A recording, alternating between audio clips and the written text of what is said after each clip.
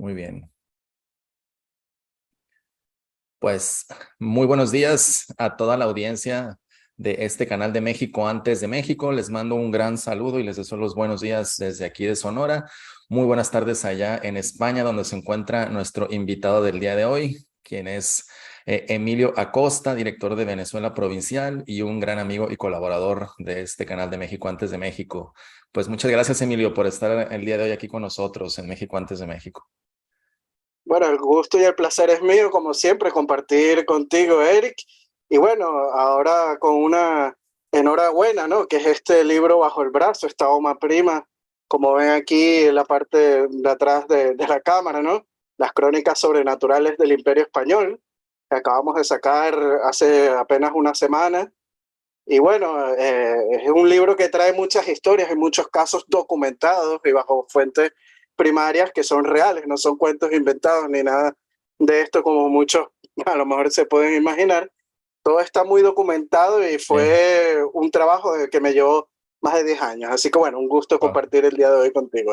Sí, pues efectivamente el día de hoy Emilio nos trae esta novedad, su libro de reciente publicación, Crónicas Sobrenaturales del Imperio Español, donde, como bien lo acabas de mencionar, Emilio, está basado en documentos históricos, en la revisión de archivo que tú mismo has hecho y que nos hablan de diferentes historias que ya en algún momento, bueno, dentro de esta entrevista o presentación del libro, más que nada, pues nos platicarás un poco de qué se trata sin, ¿verdad? Sin contarnos de qué es el libro, con la finalidad pues de que la gente lo pueda adquirir. Está en librerías en España, Emilio, porque yo lo vi en Amazon aquí en México, en la versión impresa, ¿verdad? Y lo puedes pedir y por ese medio, ¿verdad? No sé dónde más se pueda conseguir, si nos puedes aclarar, Bueno, por Emilio. los momentos está disponible en Amazon y también en la página web de la editorial que es La Tribuna, Ediciones La Tribuna. Y Ujú. bueno, en la librería Libros Tercios, aquí en Madrid, a finales de este mes de octubre o principios de noviembre, pues ya lo van a tener disponible a la venta, que por cierto, el día 17 de noviembre voy a estar presentando el libro en esa librería, en Librerías Tercios Viejos, aquí en Madrid, junto al historiador Daniel Gómez Aragonés, ¿no? Un historiador Ujú. muy famoso aquí en España que sabe mucho de la historia de Toledo y también, ¿no? De estas historias misteriosas que existen tanto, no solo en la ciudad de Toledo, en este caso de Daniel, sino en el mundo hispánico en general. Así es. Sí, mire, pues primero que nada también me gustaría felicitarte. Uh -huh. El escribir un libro, publicarlo, pues es uno de los grandes logros que tenemos los divulgadores, ¿verdad? Yo todavía lo tengo pendiente ahí, así que el hecho de ver a un colega y colaborador y amigo, pues presentando ya su libro, pues en lo personal me da mucho gusto y por lo cual también te felicito, Emilio, por haber sacado este libro a la luz y por otra parte también con un tema tan interesante y que puede llamar tanto la atención que son estas crónicas sobrenaturales. Te comento, antes de que nos pases a contar de qué trata el libro, ¿verdad? Uh -huh. Yo como guía de turista en diferentes partes de México, ¿verdad? Desde el sureste hasta por acá, en el noroeste, ¿no? En Ciudad de México, en las antiguas ciudades virreinales, pues siempre es algo que llama mucho la atención a los visitantes, ¿verdad? También a la gente local estas historias, leyendas acerca de fenómenos sobrenaturales, ¿verdad? De cosas extraordinarias Uh que -huh. pasaron en la ciudad, que casas embrujadas, ¿no? Que calles donde espantan, como dicen aquí en México, ¿verdad? Entonces, pues es un tema muy llamativo que llama mucho la atención del público en general, por lo cual pues yo creo que pues es recomendable la lectura tanto para divulgadores como para el público en general que quiera ver este tipo de sucesos, ¿no? Y también como lo mencionabas, son cosas que están documentadas para la gente que nos escuche el día de hoy aquí en México antes de México o que ve este video posteriormente. Bueno, un historiador para entender ciertos procesos históricos, hechos, te vas a los archivos, que generalmente hay mucho documento legal, ¿verdad? Muchos Uh -huh. procesos legales, en el caso del Imperio Español, inquisitoriales, o bueno, de diferentes cosas. Y cuando uno se pone a registrar eso, pues aparecen muchos casos, ¿no? Que son dados al margen del proceso legal o que hablan acerca de ciertas cosas y bueno, salen esta serie de sucesos que como bien lo acabas de mencionar, es algo que se menciona en estos documentos, que se menciona en la historia y que no fue una leyenda que se inventó alguien, ¿no? O que alguien la fue propagando, sino que están documentados. Entonces, Emilio, pues después de estas felicitaciones y de esta, pues digamos, este comentario personal, me gustaría que nos hablaras un poco del enfoque de este libro, ¿no? Y posteriormente, pues, del contenido así a grandes rasgos. Bueno, antes que nada, Eric, pues darte las gracias, ¿no? Por tus felicitaciones y espero que te animes pronto a sacar tu libro, que sé que con las luces y el conocimiento que tú tienes será un excelente libro. Como bien te estaba señalando antes, bueno, o sea, yo tengo en esto de la investigación histórica, sobre todo abarcando el mundo hispánico, más de 10 años, ¿no? Investigando. Y entonces cada vez que hacía estas investigaciones me iba consiguiendo estos casos que llamaban mucho la atención, ¿no? Que son llenos de mística o podemos llamarlos como el libro, ¿no? Sobrenaturales. Y entonces yo dije, uy, voy a guardar este archivo, este documento o esta crónica, porque también hay mucha crónica de los viajeros de Indias o de los cronistas de Indias. Y entonces esto me va a servir en el futuro, ¿no? Ujú, Y siempre iba pues adjuntándolo al archivo personal que yo tengo que yo utilizo mucho para escribir los archivos de mi página de Venezuela Provincial, ¿no? Y bueno, ujú, muchos dirán ¿y por qué te dio por escribir este libro, si, por este tema, ¿no? Porque estaba acostumbrado a esos artículos de investigación histórica, tanto políticos, económicos o ujú, militares que hago en Venezuela Provincial en Instagram y en Facebook.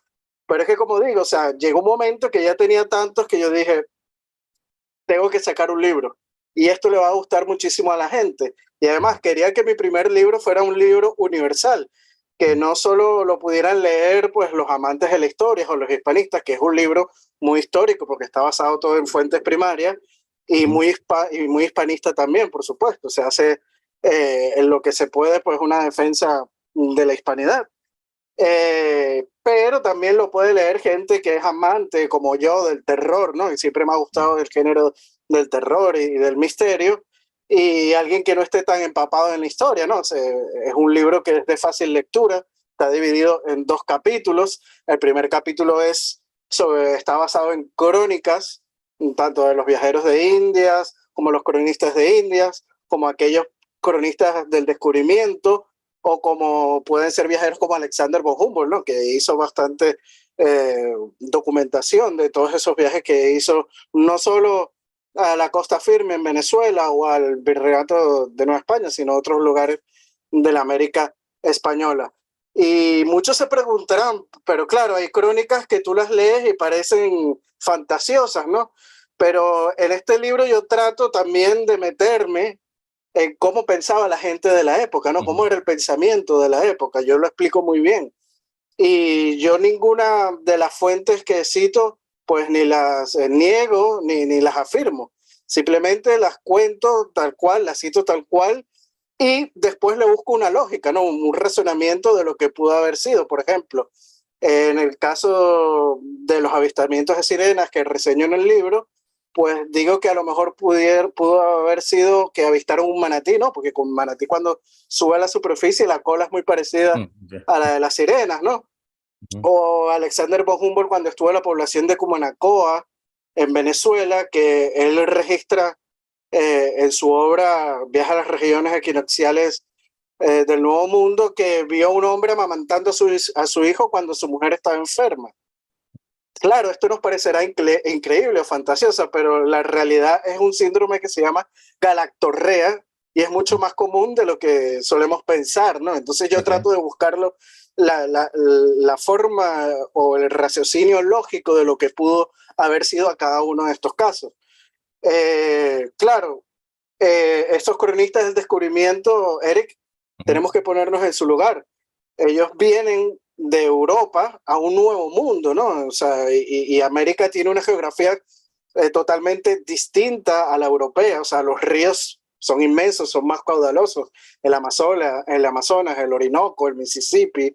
La fauna es totalmente diferente. Los manatíes que lo acabo de nombrar, ujú, los tucanes, las guacamayas, ¿no? Los jaguares, por decirte otro animal muy autóctono de México. Y es totalmente diferente a lo que se tiene en Europa, ¿no? Y sobre todo en España. Entonces, claro, ellos llegan a este nuevo mundo, a este nuevo continente americano y tratan de describir lo que ven, ¿no? Y una forma que ellos tienen para hacer las crónicas en medio de la comparativa. Ellos están acostumbrados a las novelas de caballeros medievales o a la antigua mitología griega, ¿no? Recordémonos de esa historia mitológica de las Amazonas, ¿no? Esas guerreras amazonas. O cuando Hernán Cortés fue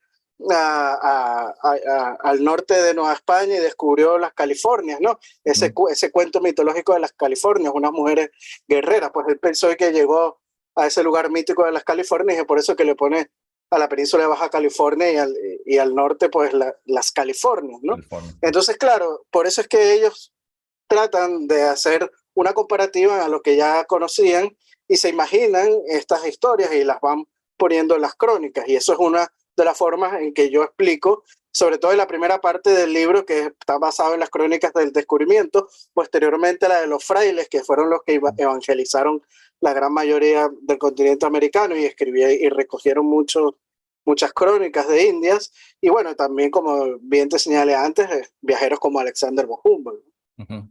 Entonces, bueno, recuerden a todos los que nos están acompañando el día de hoy, el libro de Emilio Acosta, Crónicas Sobrenaturales del Imperio Español, dice ahí rarezas, misterios y fenómenos paranormales que ocurrieron en la época del Imperio Español. Un trabajo que, como nos acaba de explicar Emilio, pues se fue construyendo, cocinando a lo largo de 10 años de que salían estas rarezas, ¿no? Como dice el subtítulo de tu libro, ¿verdad? Mientras investigabas estos temas a los cuales nos tienes acostumbrados en tus redes de Venezuela Provincial.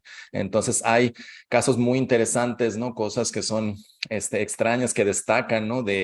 Digamos, de lo normal que se esperaría en el mundo. Y tú, después de leer este tipo pues de crónicas o de documentación, Emilio, ¿tú crees que en esas épocas cabía este pensamiento sobrenatural en las personas? Es decir, actualmente tú nos estás diciendo, bueno, vamos a intentarle encontrar una razón lógica, por decirlo así, una explicación. No obstante, para la gente de entonces era, bueno, vi algo sobrenatural, suceden cosas paranormales, suceden cosas extraordinarias. ¿Tú crees que en la mentalidad de la gente de esas épocas simplemente pues era parte de esa misma mentalidad y percepción del mundo que ocurrieran fenómenos paranormales, digamos, como los llamaríamos actualmente? Por supuesto, era parte del día a día de las personas, eran muy creyentes, ¿no? En estas historias sobrenaturales y también eran muy religiosos.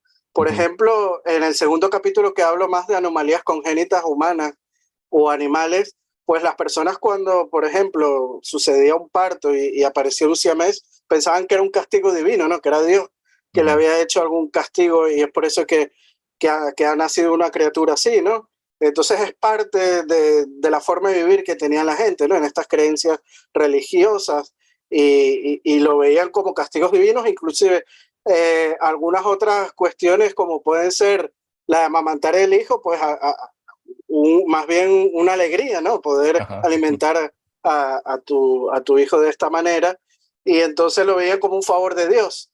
Y algo muy importante también en el libro de Eric es que el virreinato de la Nueva España es sin duda el virreinato que más he documentado en el libro. Hay 9 casos que registro en el virreinato de la Nueva España, que obviamente por población y también por las creencias de las personas en el virreinato, porque en México la gente es muy creyente, hay que decirlo así, pues sin duda es el más representado del libro, ¿no? Eso sí, trato siempre de poner algún caso de todos los rincones del Imperio Español, ¿no? Inclusive hay hasta el caso de la mujer barbuda de Nápoles, ¿no? Que Nápoles, recordémonos, fue parte de la monarquía hispánica, ¿no? Entonces trato de que cada una de las regiones del Imperio Hispánico esté representado, pero sin duda el virreinato de la Nueva España está sobredimensionado, ¿no? Y en el primer capítulo se recoge los casos de los cronistas de Indias y viajeros. Hay 3. Te los voy a citar: el soldado teletransportado, los galeones fantasmas. De ese preguntaban aquí en el chat antes de iniciar la conversación, el soldado que estaba en Filipinas y luego apareció en México. Correcto, ahorita vamos a hablar un poco de ese soldado teletransportado, ¿no? Sí. Y bueno, también está el otro caso que yo hablo de la brujería en la América Española. Y bueno, en este artículo cito un caso documentado por la Inquisición en la Nueva España, donde una mujer le daba a su amante cuando tenía la menstruación agua con esta sangre y de esa agua, pues con la regla, le preparaba chocolate como si fuera una especie de poción de Ujú. amor, ¿no? O sea, en este caso, en este artículo lo nombro este caso de la Nueva España. Y en el segundo capítulo, que es el Gabinete de Monstruosidades, hay 6 casos recogidos de los archivos documentales, como pueden ser el Archivo General de Indias en Sevilla, Ujú. y te los nombro. Son el caso de la malformación congénita en Querétaro, las siamesas de Oaxaca, la Ujú. cabeza deforme de Chicomesuchil, el humano bicéfalo de los Álamos, el gigante de Chilapa y el medio hombre de Yucatán, ¿no? O sea, hay bastantes casos de estos de la Ujú. Nueva España, ¿no? Sin duda estás muy bien representado el virreinato de la Nueva España. Y bueno, hablando un poco del soldado teletransportado, Sí. que es un caso muy famoso, ¿no? Este es un caso que yo no le encuentro explicación lógica ninguna, de verdad que sí. Porque, claro, en Filipinas, esto ocurrió más o menos en el año 1593. El capitán general, pues, de Filipinas, sufre un atentado por parte de los piratas chinos en aquella época y lo asesinan. Y entonces, claro, se forma todo una alarma y mandan a unos guardias a cuidar el palacio del capitán general y uno de esos soldados, en medio de la madrugada, pues está de guardia y se queda dormido. Y claro, cuando vuelve a despertar, abre los ojos y se encuentra en un lugar que no conocía, que era inédito. Y nada más y nada menos que despertó en la Plaza del Zócalo de Ciudad de México. O sea, más de 5.000 kilómetros de distancia, algo que es increíble, ¿no? Esta Ujú. crónica la recoge, por cierto, Fray Gaspar de San Agustín, ¿no? Ya en Ujú. el siglo XVII, ¿no? De lo que sucedió en 1593. Claro, y Ujú. la gente lo ve, supuestamente recoge la crónica, vestido de una manera diferente a como se vestían los soldados de la Nueva España. Tenía un uniforme de un soldado de la Capitanía General de Filipinas y entonces es arrestado, ¿no? Porque llama mucho la atención con estas vestimentas.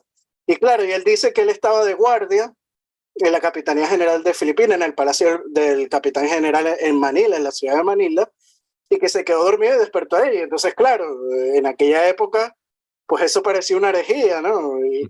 La Inquisición se dice que también participó en este caso, aunque no hay documentación exacta de la Inquisición en este caso, y es muy raro porque la Inquisición recogía Ujú. todos los casos y lo documentaba todo. O sea, es muy raro que no recoja este caso, pero Frey Gaspar dice que sí.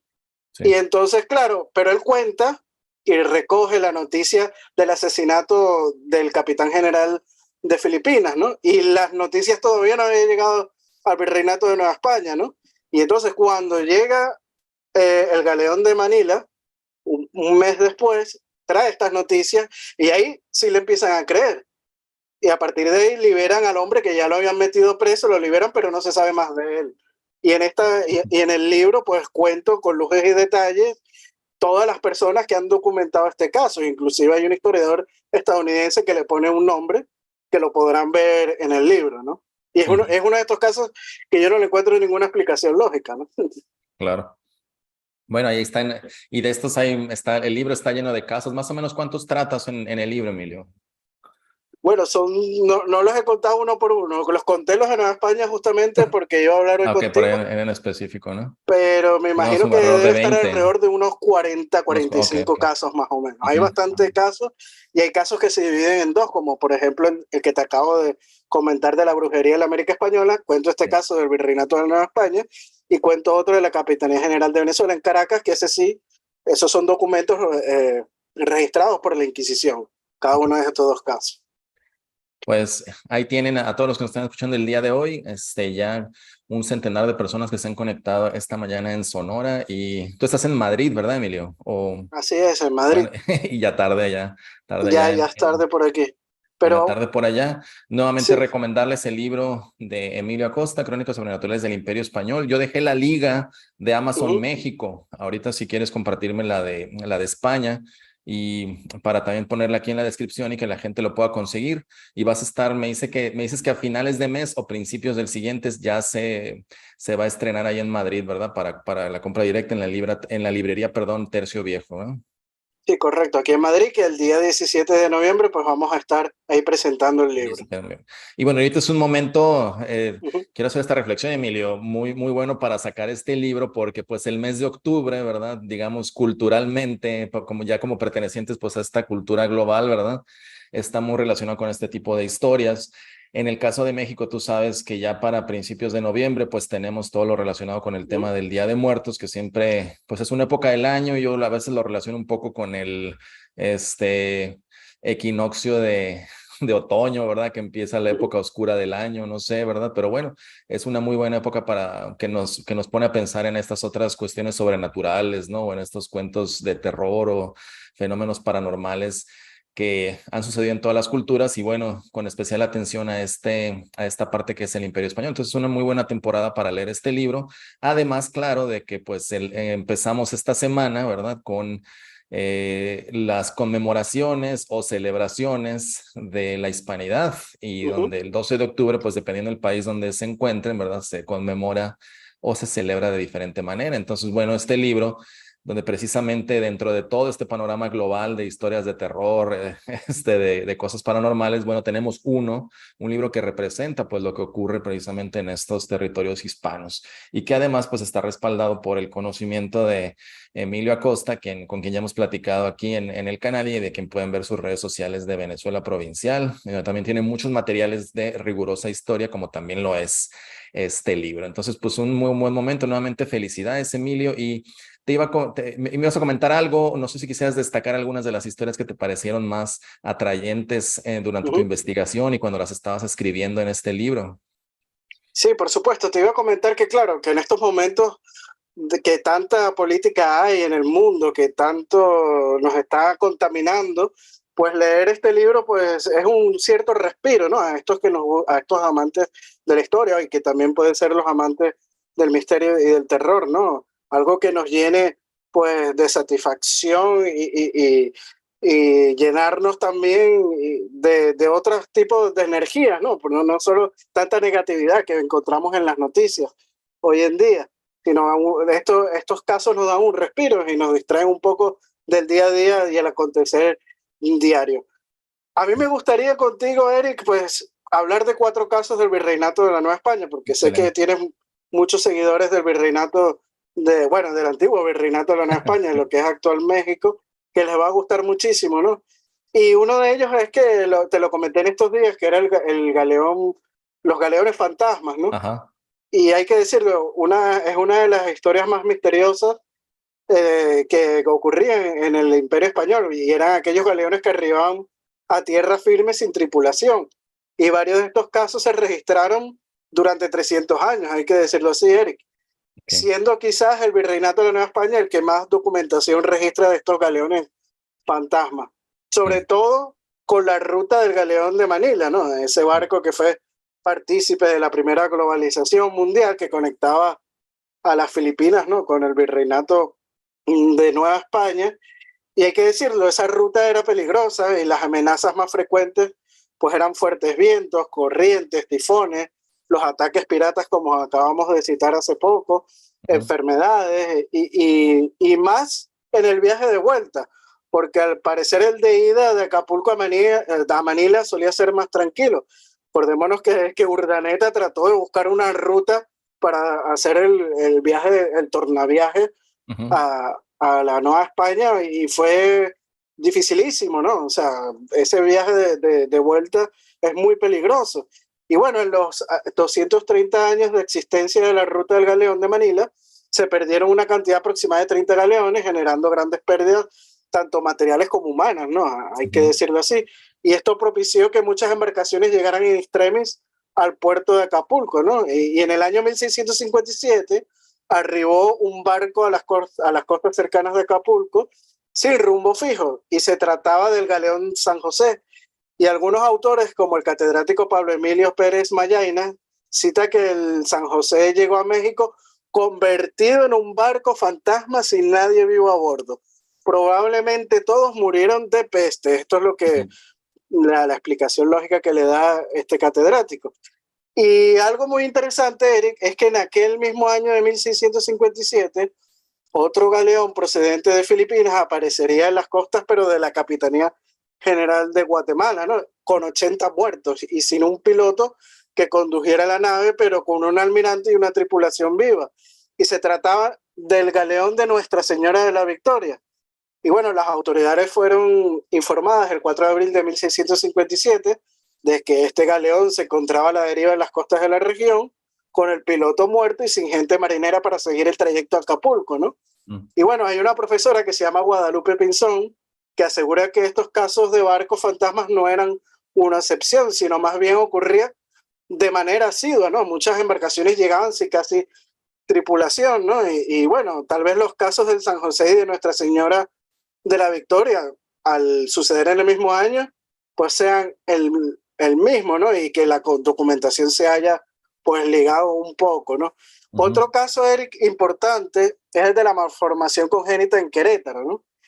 Y hay Emilio, que, antes de sí. que nos hables de esas malformaciones congénitas, perdón, o sea, llegaban a puerto, a veces sin nadie que los estuviera dirigiendo estos barcos, estaban los cadáveres a bordo, las mercancías, es decir, llegaban en una situación, no sé si los documentos hablen tanto de eso, ¿no? Si llegaban en una situación deplorable o llegaban vacíos, más o menos cuál era la situación aquí en estos galeones. Sí, bueno, como registran ahí los documentos, llegó con Nuestra Señora de la Victoria llegó con 80 muertos. Y el piloto, que es el que dirige la nave, había muerto y de los que estaban a bordo nadie sabía manejar el barco. Y claro, los pescadores y los otros barcos cercanos ven que está a la deriva, se acercan al barco y ven la situación e informan Algo a las tétrico, ¿no? autoridades de la Capitanía General de Guatemala del hecho y van a rescatarlos, ¿no? Y esto era muy común, Eric, porque, como te digo, es un viaje muy peligroso, que hay que buscar la corriente exacta para Sí, que te claro. traiga de vuelta. Inclusive muchos de estos barcos no llegaban a Acapulco, llegaban hasta mucho más al norte, hasta San Francisco, de California, ¿no? En los actuales Estados Unidos. Claro. Y todo el tiempo que llevaba, claro, se te podía acabar las provisiones de comida, podría sufrir las grandes enfermedades como escorbuto o la peste, ¿no? Que podría contagiarte las ratas que iban a bordo de un barco, y muchas de estas enfermedades contagiosas pues terminaba matando a muchas de las tripulaciones, y esta es la explicación lógica de lo que pudo haber pasado con los 80 tripulantes que murieron, ¿no? Que las enfermedades los hayan aniquilado y hayan llegado de esta manera. Inclusive el San José llegó vacío, totalmente. Okay. No se supo lo que pudo haber pasado en alta mar, ¿no? Quizás los piratas lo secuestraron y se robaron todo lo que tenían ahí, o que tenían muchos objetos adentro. Es otro de los casos que no le vemos una explicación tampoco muy lógica, ¿no? Ok, Pero claro, está sí, ahí sí. registrado. Pues bueno, muchas gracias por esta aclaración, Emilio, pero sobre todo también recordar, pues adquirir el libro para adentrarnos a estas crónicas, ¿verdad? Entonces, ahora sí, dices que otros de los fenómenos más documentados son las malformaciones, vamos a decir, ¿no? Sí, exacto. El segundo capítulo del libro trata de esto, ¿no? De las malformaciones congénitas, no solo humanas, sino también animales. Y hay que decirlo de esta manera, ¿no? Cuando los Borbones llegan a la monarquía hispánica en el siglo XVIII, ellos trataron de hacer las reformas, ¿no? Del Estado, las llamadas reformas borbónicas, y uno de los pilares fundamentales que ellos trataron de, digamos, de aupar fue pues la investigación científica, ¿no? Y entonces, claro, Felipe V crea un gabinete de historia natural o un gabinete de monstruosidades, y van recogiendo todos los casos que les llama la atención de toda la monarquía hispánica, de todos los rincones de la monarquía hispánica, sean animales exóticos, sean estas malformaciones congénitas, inclusive plantas de todo tipo, ¿no? Que pueda haber en todo este vasto imperio español en la época, ¿no? Y Luego, pues este Real Gabinete de Historia Natural, pues lo va a tener, hoy se puede visitar hoy en día, el Museo de Ciencias Naturales de Madrid, ¿no? Ahí está el Megaterio de Luján, que son unos restos fósiles que se encontraron en el Virreinato del Río de la Plata en el siglo XVIII, que la gente cuando lo encontró pensaba que era un monstruo, ¿no? Y tuvo que venir un Ujú, sacerdote que ya había estudiado ciencia a decir, no, mira, se trata de un animal prehistórico, un fósil, ¿no? Y ujú. bueno, esta malformación congénita de Querétaro sucede en un momento en que se da una instrucción en 1776 que la da el rey Carlos III de España para remitir los casos teratológicos y enriquecer la colección del Real Gabinete de Historia Natural de Madrid, ¿no? Y el 3 de agosto de 1782, el virrey de Nueva España, Martín de Mayorga y Ferrer, recibió una real cédula que señala lo siguiente, te la cito, Eric, Sí. con tu permiso. Con el loable fin de perfeccionarse los diferentes ramos que comprende el conocimiento de la naturaleza y con el cargo particular de recoger para el gabinete y jardín imperial todas las curiosidades posibles y contenidas en los reinos animal y vegetal, ha dispuesto el emperador pasen a ambas Américas los 4 sujetos siguientes. Mr. Heidinger, subdirector del Gabinete Imperial de Historia Natural, Mr. Marter, profesor de Historia Natural en el Colegio Imperial Teresiano, Mr. Bors, jardinero del Palacio Imperial de Schockbrunn, y Mr. Moll, pintor imperial. Los alemanes, como estaban un poco más adelantados en esto de la investigación teratológica, pues fue contratado por Carlos III y los envían a América para buscar, ¿no?, estos casos que puedan enriquecer al Real Gabinete de Historia Natural, ¿no? Y Ujú. Mayorga, el virrey Mayorga, ordena que se informe cualquier caso que ocurra en la Nueva España, y en 1789 uno de sus sucesores, el virrey Juan Vicente de Güemes, será notificado de un fenomenal caso de malformación congénita, que se trataba de un niño de nombre José María, que nació en Querétaro el 12 de diciembre de 1788 y era un hijo de una pareja de indios otomíes, ¿no? O sea, era un niño indígena. Y bueno, los médicos hicieron un informe y lo analizaron, y te cito un poco del informe. Ajá, ajá. Monstruoso el referido niño, y que su monstruosidad consiste en tener, como tiene, 4 piernas y otros tantos pies, y en ellos 23 dedos, 4 nalgas, 2 miembros viriles, 2 bolsas testiculares y un solo teste en cada bolsa, que en todas las demás partes de su cuerpo es perfecto el referido niño, y que se halla robusto y bien nutrido como aparece a lo que se ve. Y bueno, Wow. posteriormente, Eric, se le encargó a un artista plástico, Josep María de la Vega, que dibujara al niño, y es una ilustración que podemos observar en el Archivo General de Indias en Sevilla, bajo el nombre de Dibujo de un niño de mes y medio de edad, nacido con una malformación, Ujú, hijo de Antonio Ramón y María Isabel Indias Otomíes, y bueno, nacido en 1788 en la hacienda de Jalpilla, en Querétaro, ¿no? ujú. Caso, además, Eric, que fue remitido a España, pero también fue reseñado en su época por el periódico mexicano de La Gaceta, que es muy famoso allá en México, ¿no? Este periódico de la época, ¿no? Y Ujú, bueno, también existe el caso de las siamesas de Oaxaca, ¿no? ujú, Que en 1793 apareció este caso y fue publicado en el periódico La Gaceta también, y se trataba del nacimiento de unas siamesas en Oaxaca, hijas de una parda de 23 años llamada Josefa Natarén, y su apodo era Vico, siendo una mujer de un indígena, ¿no? Que era de un indígena de 17 años, Eric, ok. llamado Hilario Avendaño, ¿no? Y bueno, esto lo reseña la Gaceta de México, y un pintor local, pues, hace una representación exacta de las siamesas que fueron remitidos junto al informe a España, y lo podemos observar también en el Archivo General de Indias en Sevilla, ¿no? Ujú, Y con el nombre de grabado de un ser humano bicorpio, ¿no? Compuesto de 2 hembritas unidas por los pechos hasta las clavículas del ombligo, ¿no? ujú. Y bueno, al parecer las niñas sobrevivieron unas horas, ya que la noticia señala que pudo recibir el bautismo, ¿no? Algo que es sumamente Ah, importante para la época, ¿no? Las creencias de las cristianas de la época, ¿no? Ya que de esa manera se purificaba el alma. Y en el informe Se dice, Eric, que los cuerpos de los neonatos fueron conservados, fueron embalsamados a la vista del público en casa del bachiller don Juan de Figueroa, Ujú. era el facultativo que practicó todas estas operaciones, ¿no? A estas siamesas, ¿no? Imagínate en aquella época ver una siamesa, algo que no era muy común, pues Claro. debió de llamar muchísimo a la atención a la gente, ¿no? Y está otros casos como el gigante de Chilapa, pero bueno, dejo que comentes un ratito. Bueno, más, sí, muchas gracias, Emilio. Pues digo, más que nada volver a invitar a la gente a que cheque la liga ahí que dejé para adquirir tu libro en Amazon. También nos mandan muchos saludos. Aquí estoy viendo el chat, que pues es un tema bastante interesante, como te decía, muy apropiado para esta época. Ujú. Nos comparten pues un par de preguntas y comentarios. Comenta Can Ek que en la península de Yucatán, en Campeche, los mayas ofrecían sus vidas colgándose grupalmente en el árbol de la ceiba, ¿será? ¿No? Los españoles espantados crearon el mito del Xtabay, algo parecido a la Llorona.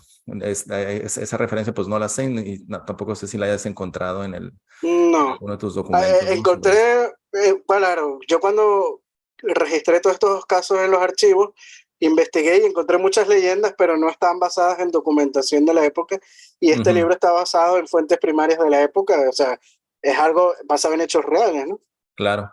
Sí, también yo cuando hice el video de Jacinto Canek, que se Ujú. parece al nombre de usuario de la persona que nos comenta, a quien también le mando un saludo, pues precisamente vi que estaban vivas muchas de estas creencias, ¿verdad? Entre religiosidad indígena maya, ¿no? Combinada con catolicismo y bueno, en la región estaban muy presentes estas, ¿no? No sé si también tú has encontrado, como estas explicaciones que decías, ¿verdad? De que se buscaba una explicación de alguna manera que tuviera que ver con la religión católica, ¿no? Sí, por supuesto. En los casos estos de las leyendas, que a lo mejor no se pueden comprobar documentalmente, entra también mucho en el mito de la religión, ¿no? Vemos el caso de La Llorona, por ejemplo, o el caso de La Sayona en Ujú. Venezuela, que es muy parecido al de La Llorona, pero esta en vez de llorar por los hijos, más bien les hará a los hombres que son cuernudos o cachúos, Ok. como dirían en Venezuela, ¿no?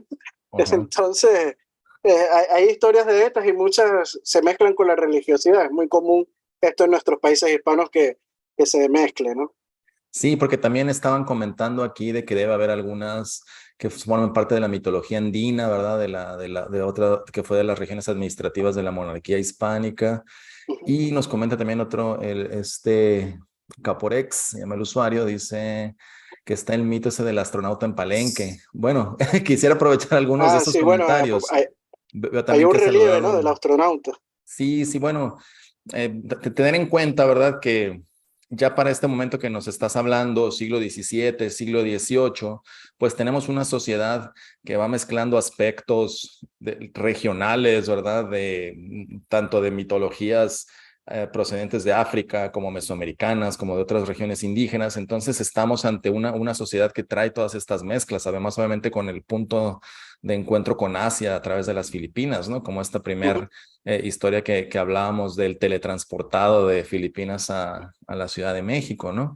Entonces yo creo que hay que tomar en cuenta este momento histórico y esta perspectiva. En este canal he hablado mucho de que no se enseña realmente el periodo virreinal y bueno, aquí tienen un ejemplo de leyendas, ¿verdad? De historias o de crónicas del periodo virreinal que se están narrando de esta manera, que aquí Sí, publica. historia de la gente de pie, ¿no? Porque no Así es. siempre la gente que ocupaba los altos cargos son los que hay que referir, ¿no? O las batallas históricas, también lo que vivían en el día a día las personas de la época.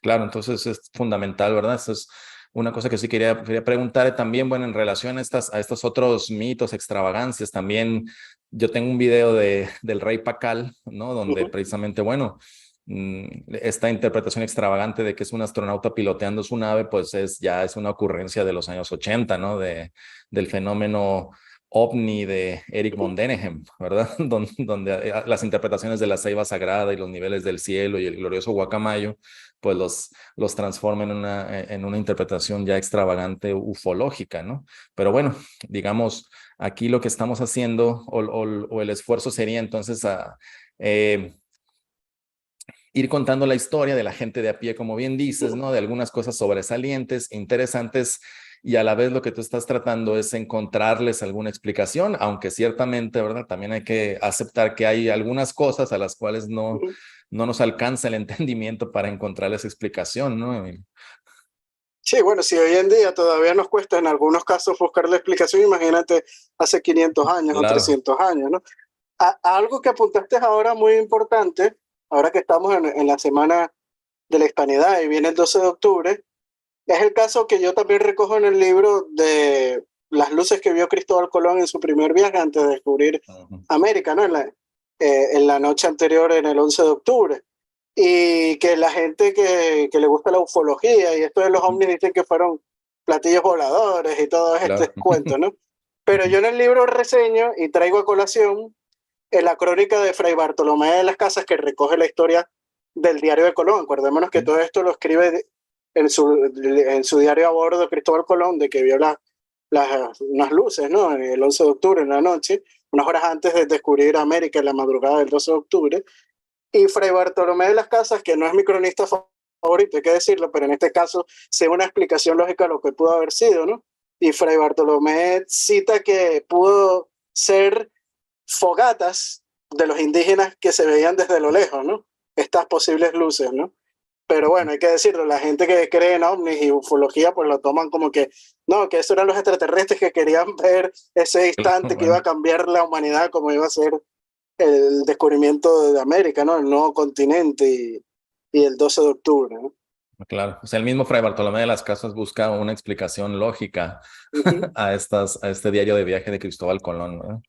Bueno, sí, interesante, ¿no? Seguramente habrá muchas, así como decías, llegaba el galeón fantasma, pues probablemente fue asaltado por los piratas, les quitaron todo y ya nomás llegó a la deriva a las costas. Entonces a veces pues no se puede saber realmente qué pasó. Lo que sí es que a los seres humanos de a pie, volviendo a ese tema, nos gusta esta sensación de que hay algo sobrenatural, ¿verdad? Ujú. De que hay cosas que no podemos explicar, que es la verdad. Entonces, bueno, aquí no sé si en el libro podamos ver eso, ¿verdad? La manera en la que se piensan, actúan, narran la gente de a pie es esos fenómenos que viven en su día a día, en su vida cotidiana, ¿no? Como bien comentas, muchas veces nos enfocamos en los grandes procesos históricos, reformas económicas, batallas, ¿no? Avances tecnocientíficos, pero también es muy rica esta parte de la vida cotidiana. Aquí en México, pues el Colmex inició toda una corriente, ¿no? De historia de la vida cotidiana para precisamente traer esa historia de la gente normal, ¿verdad? También a la discusión académica, también al análisis, ¿no? Entonces, bueno, en ese sentido aquí tenemos, ¿verdad? En el libro de Emilio, otra fuente que nos habla de este tema, de este tema en específico, de estos crónicas sobrenaturales, ¿no? Cosas misteriosas, rarezas, etcétera, ¿no? Que ocurrieron a lo largo de la historia, Emilia. Sí, totalmente de acuerdo contigo. Es muy importante porque esto es un análisis antropológico, ¿no? Hay que Sí, llamarlo de esa manera, porque nos narran cómo vivían la gente de la época. Hay un caso que yo reseño sí. en el segundo capítulo, en el Gabinete de Monstruosidades, de cómo en la ciudad de Guatemala unas personas van a cazar y se consiguen con un venado totalmente monstruoso, ¿no? Que tenía la cara deforme y una cabeza muy grande, y lo cogen vivo y lo llevan a la ciudad y hacen un dibujo de él y lo remiten, ¿no? A España para ver si lo querían para el gabinete de Historia Natural de Madrid, ¿no? De la Ujú, colección de los Reyes de España. Y claro, o sea, tú te puedes imaginar las personas cuando ven un venado con una malformación congénita en la cara, y ujú, con unas facciones casi monstruosas, lo que habrán pensado, ¿no? Que claro. habrá sido un demonio o algo así, ¿no? Y claro, una simple malformación congénita. En el libro lo reseño, muestro el dibujo que se le hizo y se remitió a España, que está en el Archivo General de Indias, ¿no? Y Okay. historias como estas, pues van a conseguir muchísimas, ¿no? Sí, muy interesante porque, pues actualmente dices, bueno, una malformación genética, ya que sabes acerca del ADN, ¿no? Ya que sabes acerca de que puede haber estos errores genéticos, ¿no? O estas anomalías, por no llamarle errores, Sí, ¿verdad? o que naciste Entonces, con un cromosoma de más y sí, tienes sí. algún problema físico, ¿no? Digamos, en ese sentido, a nosotros ya en el siglo XXI, bueno, sí te choquea, ¿no? Ver algún animal con estas deformaciones, pero no de la misma manera en que ocurría en esas épocas, donde las explicaciones eran Sí, un totalmente de castigo otra divino, manera, ¿no? ¿no? Así es. Bueno, Emilio, quisiera, no sé si tenías un par de casos pendientes también para contarnos ahí pues invitar a la gente a leer este libro. Ujú. Este, mm, Me parece interesante mencionar de manera amigable el comentario del usuario Johnny Bravo. Dice: ¿qué tan destructiva fue invasión española que Egipto, India y China y muchos países tienen su historia milenaria y en México no hay nada? Me gustaría contestar esto, Sí, ¿verdad? cómo no, Porque Eric. precisamente en Egipto, pues empezaron a descifrar los jeroglíficos gracias a la piedra de Rosetta, ¿no? En la época Ujú. de las invasiones napoleónicas. O sea, su historia también estuvo oculta en el desierto durante siglos. Y lo mismo aquí en México, la historia de los mayas, se ve que no ha visto mis videos del canal, ¿verdad? La historia de los reyes mayas y de la antigüedad también se ha empezado a interpretar porque estuvo enterrada en la selva, no destruida por los invasores, ¿no? O conquistadores 7 siglos después de que fueron abandonadas estas ciudades. Entonces, bueno, lo que pasa es que aquí hay un desconocimiento tanto de la historia antigua de México como de la historia virreinal. Por eso la necesidad de ver mis videos y bueno, de leer de historia No, que por cierto, prehispánica. ahora que dices eso, cuando se descubre la piedra del Sol en la Plaza del Zócalo, Ajá, la piedra la resguardaron y estuvo muchísimos años al lado de la Catedral Metropolitana de México. No se claro. destruyó, ¿no? Ni se dijo que era algo del maligno ni nada de esto. No, claro, estuvo en la torre poniente, ¿no? En exhibición. Me parece que el mismo Humboldt de ahí Sí, la describe, ¿no? Esta piedra del sol, ¿no? Es decir, en la catedral. Y y la estatua de la Coyolxauhqui estuvo en el patio, será del convento de la Merced, si no más recuerdo, ¿no? O sea, también se conservó en un lugar, en un lugar que era religioso, ¿verdad? Ahora, entonces, también nuevamente, lo que pasa es que a veces los mexicanos no conocemos ni nuestra historia prehispánica, que es riquísima, ni conocemos nuestra historia hispánica, que es riquísima. Entonces, bueno, nuevamente los invito a adentrarse en este tipo de historias, ¿verdad? Que, como te digo, pueden ver en mi canal. Pueden ver en el canal también de Emilio, hemos tenido ya varias colaboraciones y pues en ujú, este caso que nos vienes a presentar tu libro de crónicas sobrenaturales, pues mucho más enriquecer este conocimiento acerca de nuestra historia y cultura, ¿verdad, Emilio? Como bien lo mencionas, tanto de la Nueva España, lo que es actualmente México, ¿no? Como pues de otras regiones de lo que fue el Imperio Español y que ahora somos naciones, países y pueblos hermanos, ¿verdad, Emilio? Entonces, por que, supuesto, estamos unidos tanto culturalmente y bueno, qué demostración que ahora tú y yo nos estamos comunicando a tantos claro. kilómetros de distancia en la lengua de Cervantes, ¿no? En el español o en el Ujú, castellano, como lo queramos llamar. Pero así es. volviendo un poco al libro, Eric, hay un caso que yo creo que es mi favorito y también sucede en el Virreinato de la Nueva España, que por cierto es el que aparece en la portada. Bueno, también sale las malformaciones congénitas de Querétaro. Son estos dibujos de Ujú. estos bebés que acabamos de citar anteriormente. Ya, Pero ok. el principal es el gigante de Chilapa, que es este señor que está aquí. Ujú. Y su nombre La era portada. Martín Salmerón y Ojeda, Ok. que este es un cuadro que podemos encontrar en el Castillo de Chapultepec, que es el Museo Nacional de Historia de México, ¿no? Y es un Ujú. hombre que vivió en aquella época y en el año de 1796, cuando él tenía 22 años, él había nacido en Chilapa, bueno, él hace un viaje a la Ciudad de México y bueno, al llegar a Ciudad de México era un hombre que medía más de 2 metros, te podrás imaginar, para la Ujú. época que la altura promedio era 1,60. Los 60, claro. Llegaba alguien que medía más de 2 metros, pues iba a llamar muchísimo la atención, ¿no? Y Ujú. claro, llamar la atención de la gente y también de las autoridades, ¿no? Y el mismísimo virrey Zúñiga de la Nueva España lo manda a llamar y que fuera al palacio del virrey para verlo, ¿no? Y poder observar esa gran altura y hacer algunas demostraciones de fuerza, ¿no? Ujú. Inclusive le llevaron a la seca de la Ciudad de México, a la Casa de la Moneda de la Ciudad de México, a hacer estas demostraciones de fuerza y una maquinaria para acuñar moneda que se necesitaba para manipularla 8 personas, él solo la manipulaba. Wow. Imagínate la fuerza que tenía este señor que medía más de 2 metros, ¿no? Inclusive llegaron a hacer en Ciudad de México como una especie de celebración, ¿no? Ujú.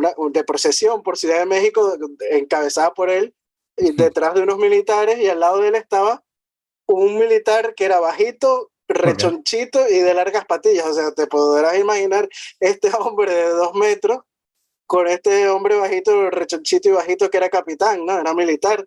Y Pues eso era por, como una demostración, o sea, como para demostrar la altura de esta persona, el gigante de sí, Chilapa. ¿no? Y era una forma en que se entretenía la gente, ¿no? Viendo Claro. estos espectáculos en la época, ¿no? Te podrás imaginar esa procesión en la Ciudad de México a finales del siglo XVIII. Y Hay bueno, otro aspecto también muy destacable del Virreinato de la Nueva España, que estaba lleno de festividades, de celebraciones, ¿verdad? Que ese carácter festivo que tanto caracteriza bueno, a nuestro pueblo, pero muy en particular a México, viene desde esa época, ¿no? O sea, todas las celebraciones en la Plaza Mayor, en plazas públicas, etcétera, ¿no? Entonces, o sea, ya me imagino, estoy pensando en la mentalidad de las ujú. autoridades y de la gente en esa época, de mira, este señor tan alto, ¿no? Que es el gigante de Chilapa, vamos a hacer una fiesta para mostrar, ¿no? A este Sí, señor, una ¿no? procesión por las calles para que la gente pueda observar a este hombre que medía Ujú. más de 2 metros, ¿no? Así es. Inclusive los nobles novohispanos o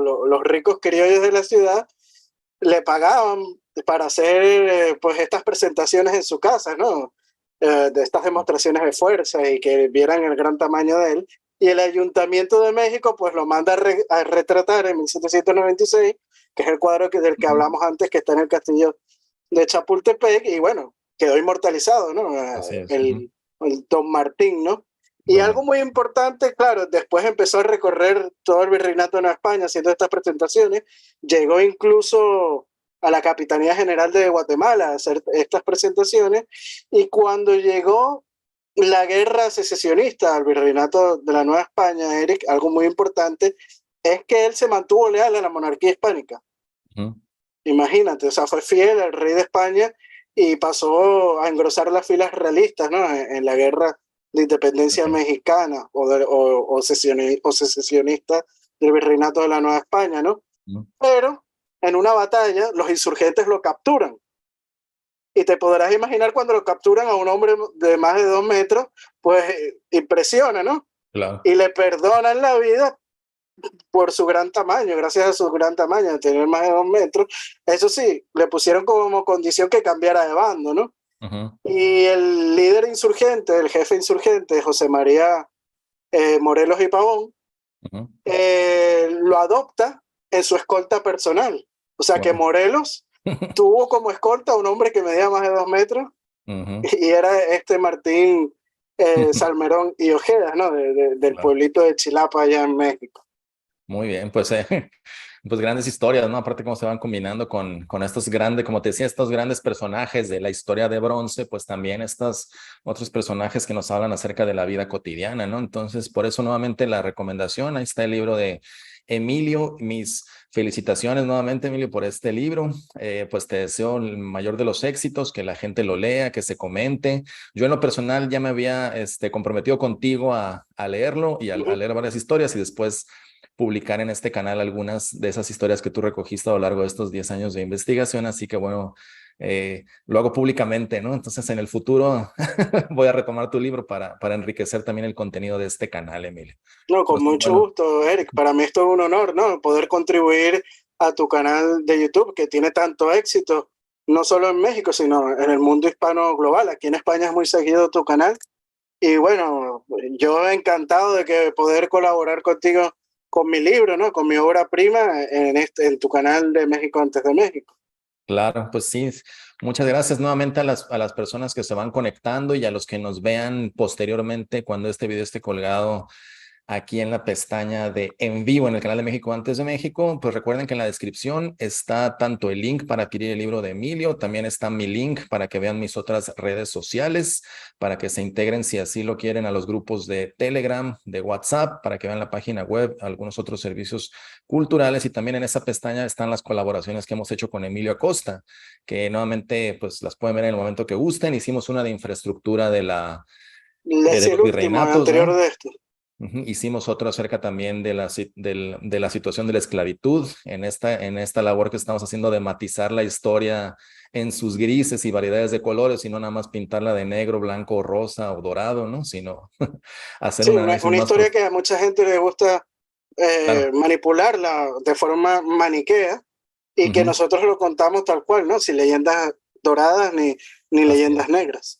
Entonces, más que nada menciono esto para que vean, bueno, que no, que Emilio, la colaboración que hemos tenido no viene de la nada, sino que hemos estado en este trabajo de hacer la labor de divulgación y bueno, y Emilio lo materializa aquí con este libro de crónicas sobrenaturales del Imperio Español, rarezas, misterios y fenómenos paranormales. Aparte, una muy buena época para empezar la lectura Sí, de viene el Día de los este Muertos texto. por ahí, ¿no? Sí, ¿no? Entonces ya para alguien que tenga esta curiosidad de ver estas historias autóctonas que son parte de nuestra historia, pues ahí está esta recomendación. Nuevamente aquí pueden ver el link. También no olviden visitar el canal de Venezuela Provincial en sus diferentes redes. Y bueno, Emilio, pues después de agradecerte por esta presentación, por contarnos algunas de las historias que pueden ver todavía muchos más. Nos hablabas de más de 4 decenas, ¿verdad? De este tipo Sí, hay de muchísimas. relatos que Hay reuniste. de todos los rincones del Imperio Español, ¿no? Como dije, de Nápoles, Sí, de la península de Canarias, de Venezuela, de Chile, de Argentina, de Perú, de Guatemala, de Cuba, muchísimas, ¿no? así Dominicana, es. etcétera. Entonces, bueno, abonando a este conocimiento de nuestra historia, este, pues los invito a leer el libro de Emilio Acosta, a adquirirlo. Aquí, como dije, dejé la liga. Y pues, Emilio, no sé si quieres dar un mensaje de positividad a todas las personas que nos están escuchando el día de hoy para despedir esta presentación de tu libro y esta transmisión en vivo el día de hoy, aquí en la mañana de Sonora, en la tarde allá en Madrid. Bueno, darte las gracias de nuevo, Eric, por la invitación a presentar mi libro, ¿no? En tu gran canal México antes de México, como dije, que es una gran referencia para los hispanistas, y no solo para los hispanistas, ¿no? Sino para los amantes de la historia en general, ¿no? Y con esto he querido escribir este libro, ¿no? Ujú, Porque es un libro hecho para los amantes de la historia y en general. No es solamente para un público hispanista, que es un libro muy hispanista, lo vuelvo a decir también, ujú. pero también que alguien, un neófito en temas históricos puede leerlo, ¿no? Y se va a poder entretener a aquellos que les gusta el terror, el misterio, o inclusive hay casos como análogos a Jack el Destripador, la primera asesina serial del continente americano, lo tuvimos en la época Mm. de la monarquía hispánica en la Capitanía General de Chile, hay que decirlo así también. Historias como esta las van a encontrar en el libro que, como digo, están todas basadas en fuentes primarias, hechos que ocurrieron en la vida real, ¿no? Que fueron recogidos en los archivos y también escritos por los cronistas y buscándole una explicación a lo que nos puede parecer ilógico, ¿no? Una explicación lógica. Así que bueno, los invito en Amazon a adquirir este libro y está a disposición en todo el mundo. Y de nuevo, Eric, muchísimas gracias. Te mando un fuerte abrazo desde aquí, desde Madrid, España, hasta la hermosa Sonora, ¿no? En México. Pues muchas gracias a ti por tu tiempo y por compartirnos estos conocimientos y por invitarnos a leer esta que es tu obra prima, impresa ya, Crónicas Sobrenaturales del Imperio Español, rarezas, misterios y fenómenos paranormales. Pues un gran abrazo fraterno a todos los pueblos hermanos, a todos los hispanos que nos escuchan de ambos lados del océano. Recuerden que yo soy el maestro Eric Cárdenas y esto fue México antes de México. Nos vemos hasta la próxima y muchas gracias nuevamente, Emilia.